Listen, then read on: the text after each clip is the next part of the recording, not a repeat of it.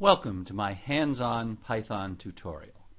I'm Dr. Andrew Harrington and I'm going to introduce the tutorial here. First of all, Python has gone through some changes.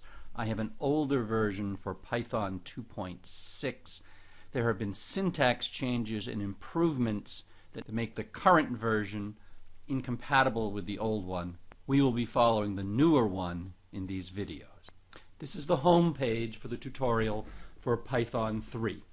We will start by browsing the tutorial online. It's also possible to download via zip file and to download a PDF if you'd like to print it. And there are also examples we'll talk about later that you can download. So let's go on to browse the tutorial. This is the main table of contents page. We'll see there are more detailed ones later. Another thing you can look at is the index, which has all kinds of entries here, and you can click on any one and go to the specific place where that is discussed. Also possible, also on the main page, is that you can search. For instance, later in chapter 2 we will talk about a graph, and here we can look at the search results and we can see various places where it's discussed, and in fact you'll see that they're highlighted. So that's the main contents page. Let's now look in greater detail. Let's go on to chapter 1, and this has a more detailed index of everything basically in chapter 1. Let's start at the beginning. So you've pretty surely used computers for all sorts of useful and interesting things. Word processing, games, playing your MP3s, whatever.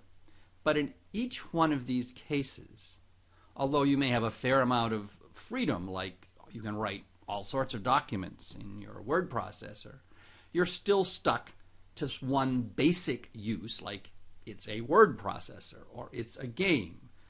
And if you are playing a game and you'd rather have a game with different rules, you probably can't change it a whole lot. On the other hand, if you actually want to make the computer do exactly what you want it to do, not along the guidelines that somebody had for some other particular application, you can write your own program and then have full control. Of course, more experience will allow you to do more complicated things, but you can do some very valuable things very rapidly as we go through this tutorial. Let's place Python in a context here that fits in with the computer hardware. Python is a high-level language. We'll talk more of those later, but it doesn't run directly on a computer. Computers have very simple instructions built into their hardware. These are not particularly handy for humans to read. For instance, here's a comparison. This is a high-level language statement that we could have in Python for doing arithmetic. This means, for instance, that if you take the value associated with the name y and add to it the value associated with the name x, then we will store it in a place associated with the name z. But as I said, no computer actually executes that command directly. Here is a possible way that this could be done with machine language instructions. Notice there's zeros and ones here, not useful to humans, but it actually goes through the same sequence of steps. The high-level language is a lot easier to follow, although it turns out that the translation here is necessary, and the Python interpreter will in fact do the necessary translations. Python is just one of many high-level languages. So why is this tutorial about Python? This tutorial is for beginner programmers, ones who have not programmed before in any language at all, although you can still use it if you've programmed in something else, but it goes very slow for beginners. And Python is particularly good language for beginners. It has very simple syntax. It's very easy to follow. There's a lot of stuff that's very close to English. The extra special thing about Python unlike pretty much all other pretty good languages for beginners, is that Python is also highly used by professional programmers. A few places that it's used are Google, the New York Stock Exchange, Industrial Light and Magic, NASA, lots of very major places. Plus, Python is free, so you can download it, makes it really convenient. Let's look at obtaining Python for your computer. You can freely obtain it from python.org. Let's follow through the first few steps.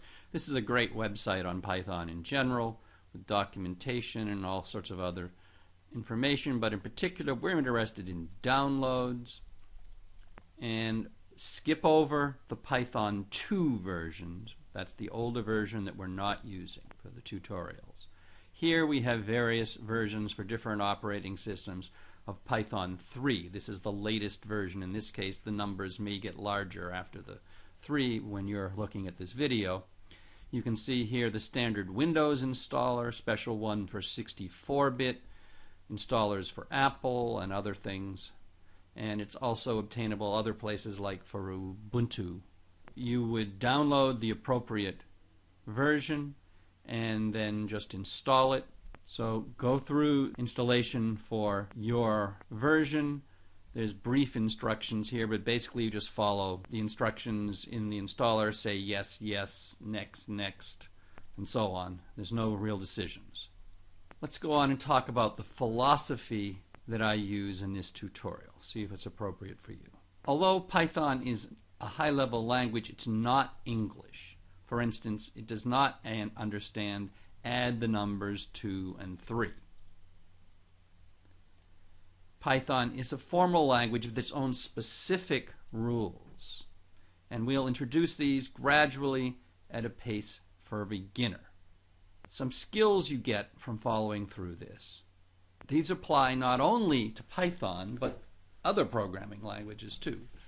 Breaking down problems into manageable parts, then building up creative solutions.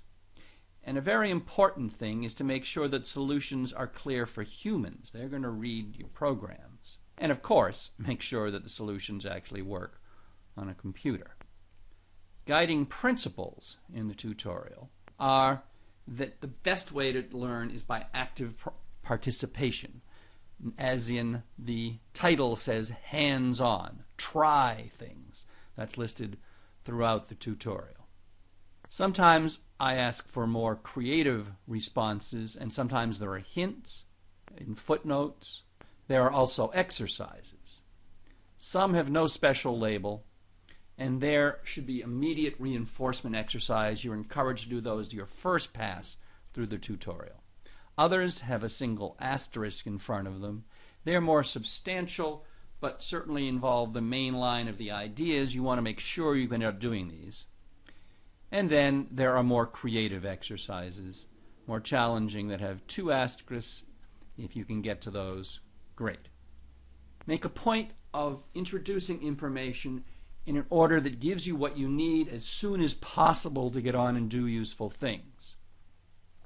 The information is always presented in a context of something that we're doing. I avoid complexity that you don't need. I delay that until later when you do need it. Except in one place, sometimes there are situations where there are very commonplace errors that suddenly get you into some more complicated situation. It's useful to explain those a little so you can realize when you made a mistake. The tutorial is intended as a tutorial that you pretty much follow in order, introducing things as I've discussed it. But if you want to go back and look over things, I've mentioned we've got the table of context, the extensive index, the search engine, and also we will see here that there's a summary at the end of each chapter where things are organized logically in groups. In other words, the simpler and the more complicated features of something that have been gradually introduced, but there they're all listed in one place to easily find them. Of course, there is the text of this tutorial. There are also videos like you're listening to now. So I produce them an 800 by 600 pixels. The most up-to-date versions of these videos are now in Google Docs. To get into the Google Docs, you need a free user ID, easily obtained if you haven't got one already. And then inside the Firefox and Chrome browsers, not Internet Explorer, you can download all or part of the Python videos in one operation. Very simple. And the written part of the tutorial has this link here. And then there's detailed instructions for choosing the parts that you want. There are also older versions. If you're in iTunes, you can grab them from iTunes. In iTunes U, there's a URL here. Here are the suggestions I make for using the videos. You can start off, of course, by watching the videos. They're clearly labeled by numerical section in order. I will in various places ask you in the video to think or try something yourself. That's a place to stop the video. You got a stop button. Then take advantage of this being stopped and actually think or work on what I'm talking about. That'll make the video make a lot more sense. Some details also will only appear here in the written text. So I strongly suggest that after you look at the video, that you go back and look through the written part as review and see what other little bits might be added.